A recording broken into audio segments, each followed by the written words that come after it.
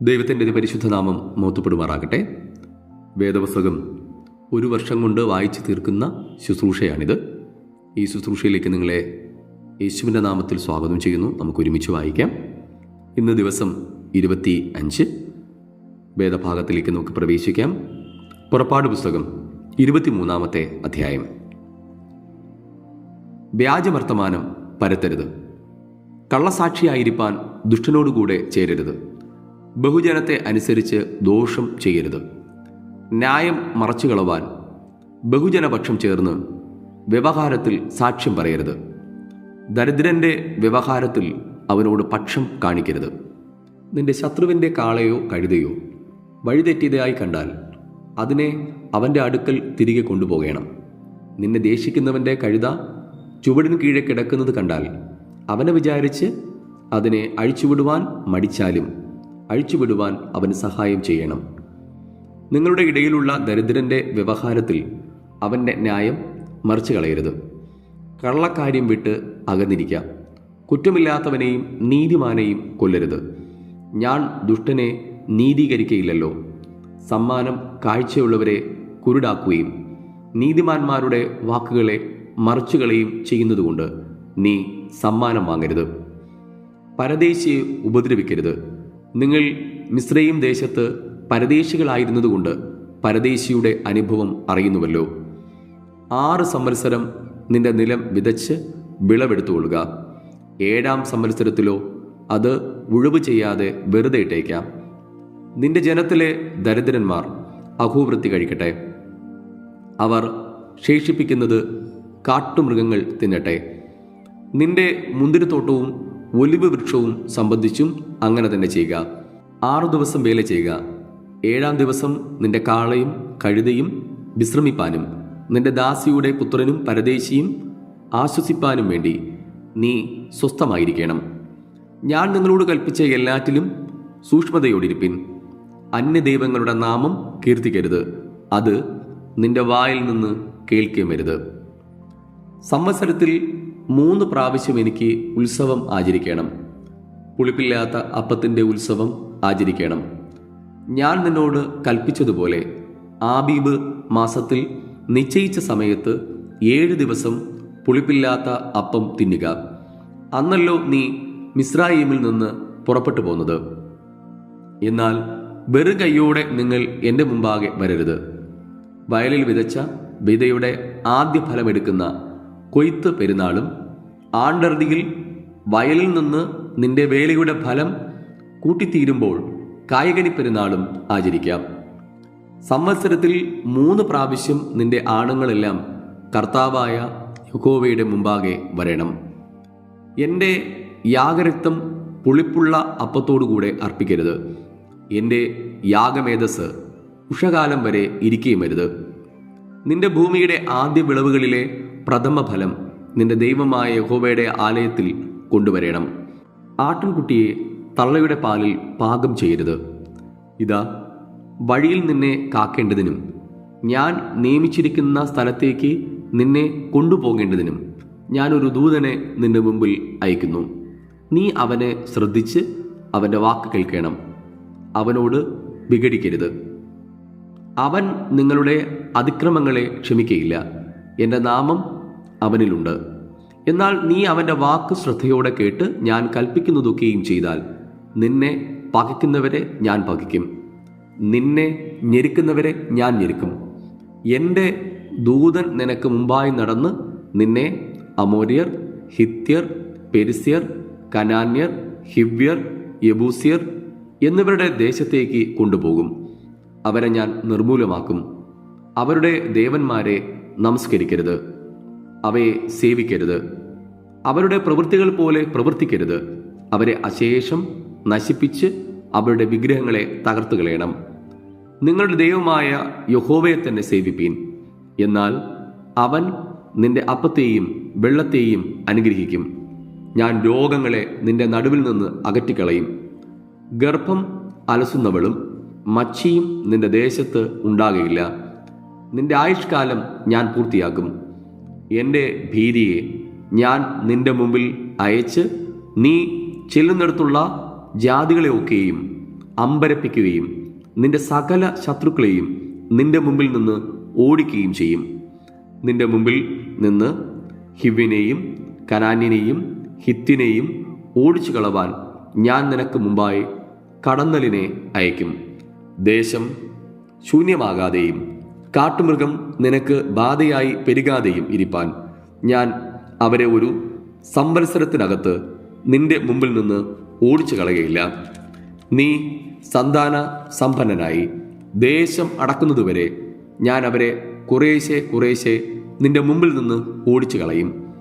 ഞാൻ നിന്റെ ദേശം ചെങ്കടൽ തുടങ്ങി ഫെലിസ്ത്യരുടെ കടൽ വരെയും മരുഭൂമി തുടങ്ങി നദി വരെയും ആക്കും. ദേശത്തിലെ നിവാസികളെ നിങ്ങളുടെ കയ്യിൽ ഏൽപ്പിക്കും.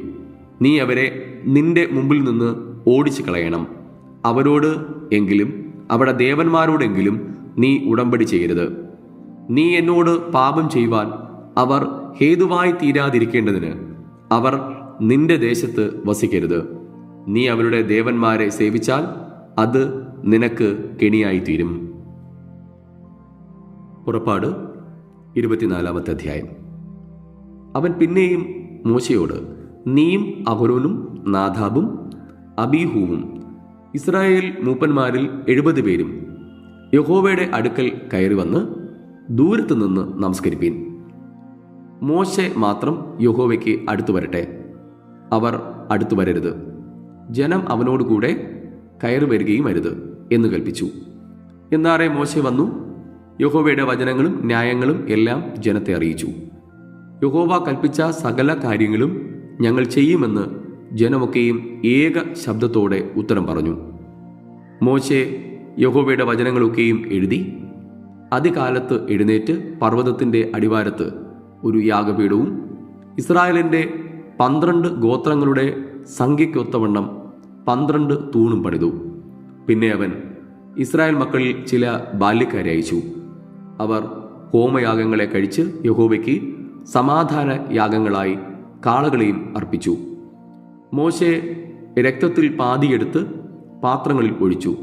രക്തത്തിൽ പാതി യാഗപീഠത്തിന്മേൽ തളിച്ചു.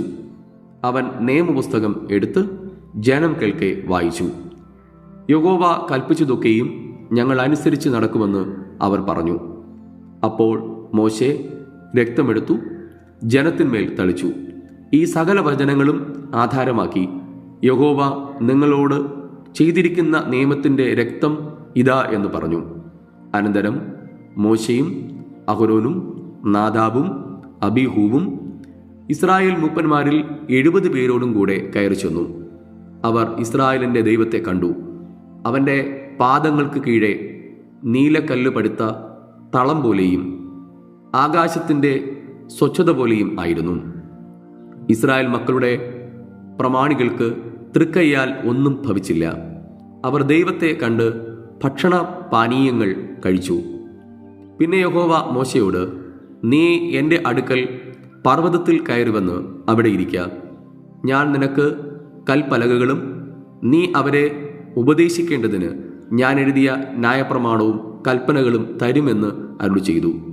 അങ്ങനെ മോശയും അവൻ്റെ ശുശ്രൂഷക്കാരനായ യോശുവയും എഴുന്നേറ്റ് മോശെ ദൈവത്തിൻ്റെ പർവ്വതത്തിൽ കയറി. അവൻ മൂപ്പന്മാരോട്, ഞങ്ങൾ നിങ്ങളുടെ അടുക്കൽ മടങ്ങി വരുവോളം ഇവിടെ താമസിപ്പീൻ. അഹരോനും ഹൂരും നിങ്ങളുടെ കൂടെ ഉണ്ടല്ലോ. ആർക്കെങ്കിലും വല്ല കാര്യമുണ്ടായാൽ അവൻ അവരുടെ അടുക്കൽ ചെല്ലട്ടെ എന്ന് പറഞ്ഞു. അങ്ങനെ മോശെ പർവ്വതത്തിൽ കയറിപ്പോയി. ഒരു മേഘം പർവ്വതത്തെ മൂടി.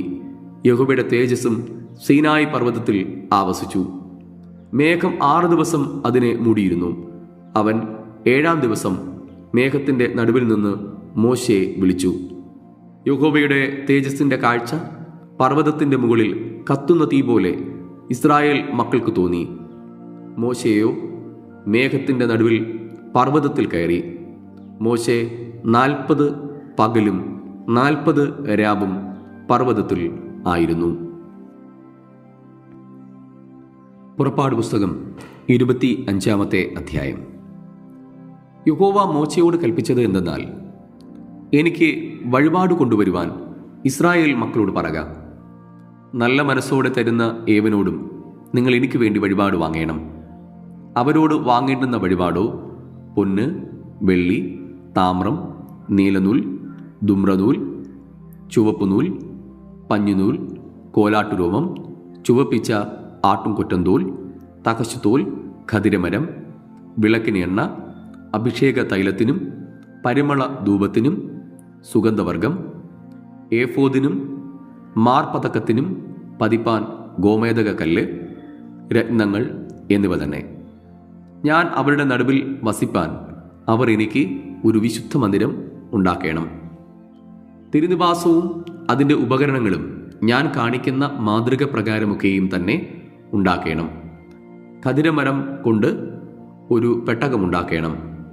അതിന് 2.5 മുഴം നീളവും 1.5 മുഴം വീതിയും 1.5 മുഴം ഉയരവും വേണം. അത് മുഴുവനും തങ്കം കൊണ്ട് പൊതിയണം. അകത്തും പുറത്തും പൊതിയണം. അതിൻ്റെ മേൽ ചുറ്റും പൊന്നുകൊണ്ടുള്ള ഒരു വക്കും ഉണ്ടാക്കണം.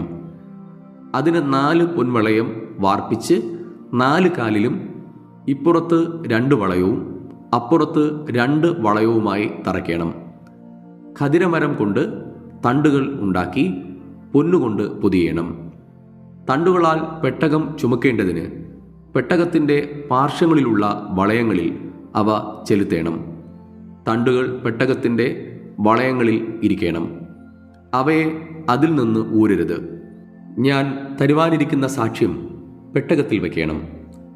തങ്കം കൊണ്ട് കൃപാസനം ഉണ്ടാക്കണം.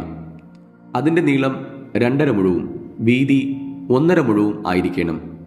പൊന്നുകൊണ്ട് 2 കെരൂബുകളെ ഉണ്ടാക്കണം. കൃപാസനത്തിൻ്റെ 2 അറ്റത്തും അടിപ്പ് പണിയായി പൊന്നുകൊണ്ട് അവയെ ഉണ്ടാക്കണം. ഒരു കെരൂബിനെ ഒരു അറ്റത്തും മറ്റേ കെരൂബിനെ മറ്റേ അറ്റത്തും ഉണ്ടാക്കണം. കെരൂബുകളെ കൃപാസനത്തിൽ നിന്നുള്ളവയായി അതിൻ്റെ 2 അറ്റത്തും ഉണ്ടാക്കണം. കെരൂബുകൾ മേലോട്ട് ചിറക് വിടർത്തി ചിറകുകൊണ്ട് കൃപാസനത്തെ മൂടുകയും തമ്മിൽ അഭിമുഖമായിരിക്കുകയും വേണം. കെരൂബുകളുടെ മുഖം കൃപാസനത്തിന് നേരെ ഇരിക്കണം. കൃപാസനത്തെ പെട്ടകത്തിന്മീതെ വയ്ക്കണം. ഞാൻ തരുവാനിരിക്കുന്ന സാക്ഷ്യം പെട്ടകത്തിനകത്ത് വയ്ക്കണം. അവിടെ ഞാൻ നിനക്ക് പ്രത്യക്ഷനായി കൃപാസനത്തിന്മേൽ നിന്നും സാക്ഷ്യപ്പെട്ടകത്തിന്മേൽ നിൽക്കുന്ന 2 കെരൂബുകളുടെ നടുവിൽ നിന്നും ഇസ്രായേൽ മക്കൾക്കായി ഞാൻ നിന്നോട് കൽപ്പിപ്പാനിരിക്കുന്ന സകലവും നിന്നോട് അരുളി ചെയ്യും. ഖദിരമരം കൊണ്ട് ഒരു മേശ ഉണ്ടാക്കണം. അതിൻ്റെ നീളം 2 മുഴവും വീതി 1 മുഴവും ഉയരം 1.5 മുഴവും ആയിരിക്കണം. അത് തങ്കം കൊണ്ട് പൊതിഞ്ഞ് ചുറ്റും പൊന്നുകൊണ്ട് ഒരു വക്കും ഉണ്ടാക്കണം. ചുറ്റും അതിന് 4 വിരൽ വീതിയുള്ള ഒരു ചട്ടവും ചട്ടത്തിനു ചുറ്റും പൊന്നുകൊണ്ട് ഒരു വക്കും ഉണ്ടാക്കണം. അതിന് 4 പൊൻവളയം ഉണ്ടാക്കണം. വളയം 4 കാലിൻ്റെ പാർശ്വങ്ങളിൽ തറയ്ക്കണം. മേശ ചുമക്കേണ്ടതിന് തണ്ടു ചെലുത്തുവാൻ വേണ്ടി വളയം ചട്ടത്തിന് ചേർന്നിരിക്കണം. തണ്ടുകൾ ഖദിരമരം കൊണ്ട് ഉണ്ടാക്കി പൊന്നുകൊണ്ട് പൊതിയണം. അവ കൊണ്ട് മേശ ചുമക്കണം. അതിൻ്റെ തളികകളും കരണ്ടികളും പകരുന്നതിനുള്ള കുടങ്ങളും കിണ്ടികളും ഉണ്ടാക്കണം. തങ്കം കൊണ്ട് അവയെ ഉണ്ടാക്കണം. മേശമേൽ നിത്യം കാഴ്ചയപ്പം എൻ്റെ മുമ്പാകെ വയ്ക്കണം. തങ്കം കൊണ്ട് ഒരു നിലവിളക്ക് ഉണ്ടാക്കണം. നിലവിളക്ക് അടുപ്പ് പണിയായിരിക്കണം. അതിൻ്റെ ചുവടും തണ്ടും പുഷ്പപുടങ്ങളും മുട്ടുകളും പൂക്കളും അതിൽ നിന്ന് തന്നെ ആയിരിക്കണം. നിലവിളക്കിൻ്റെ 3 ശാഖ ഒരു വശത്തു നിന്നും നിലവിളക്കിൻ്റെ 3 ശാഖ മറ്റേ വശത്തു നിന്നും ഇങ്ങനെ 6 ശാഖ അതിൻ്റെ പാർശ്വങ്ങളിൽ നിന്നും പുറപ്പെടണം. ഒരു ശാഖയിൽ ഓരോ മുട്ടും ഓരോ പൂവുമായി ബദാം പൂ പോലെ 3 പുഷ്പപുടവും മറ്റൊരു ശാഖയിൽ ഓരോ മുട്ടും ഓരോ പൂവുമായി ബദാം പൂ പോലെ 3 പുഷ്പപുടവും ഉണ്ടായിരിക്കണം. നിലവിളക്കിൽ നിന്ന് പുറപ്പെടുന്ന 6 ശാഖയ്ക്കും അങ്ങനെ തന്നെ വേണം. വിളക്ക് തണ്ടിലോ മുട്ടുകളോടും പൂക്കളോടും കൂടിയ ബദാം പൂ പോലെ 4 പുഷ്പപുടവും ഉണ്ടായിരിക്കണം. അതിൽ നിന്നുള്ള 2 ശാഖയ്ക്ക് കീഴെ ഒരു മുട്ടും മറ്റ് 2 ശാഖയ്ക്ക് കീഴെ ഒരു മുട്ടും മറ്റ് 2 ശാഖയ്ക്ക് കീഴെ ഒരു മുട്ടും ഇങ്ങനെ നിലവിളക്കിൽ നിന്ന് പുറപ്പെടുന്ന 6 ശാഖയ്ക്കും വേണം. അവയുടെ മുട്ടുകളും ശാഖകളും അതിൽ നിന്ന് തന്നെ ആയിരിക്കണം. മുഴുവനും തങ്കം കൊണ്ട് ഒറ്റ അടുപ്പ് പണിയായി ഇരിക്കണം. അതിന് 7 ദീപം ഉണ്ടാക്കി നേരെ മുമ്പോട്ട് പ്രകാശിപ്പാൻ തക്കവണ്ണം ദീപങ്ങളെ കൊളുത്തേണം. അതിൻ്റെ ചവണകളും കരിന്തിരി പാത്രങ്ങളും തങ്കം കൊണ്ട് ആയിരിക്കണം. അതും ഈ ഉപകരണങ്ങളൊക്കെയും 1 താലന്ത് തങ്കം കൊണ്ട് ഉണ്ടാക്കണം. പർവ്വതത്തിൽ വെച്ച് കാണിച്ചു തന്ന മാതൃക പ്രകാരം അവയെ ഉണ്ടാക്കുവാൻ സൂക്ഷിച്ചുകൊള്ളണം. ഇവിടെ ഇന്നത്തേക്കുള്ള വേദഭാഗം വായിച്ച് അവസാനിക്കുന്നു. ഈ വായിച്ചു കേട്ട തിരുവെഴുത്തുകളാൽ ദൈവം നമ്മെ ഇവരെയും അതിസമർത്ഥമായി അനുഗ്രഹിക്കുമാറാകട്ടെ. ആമേൻ.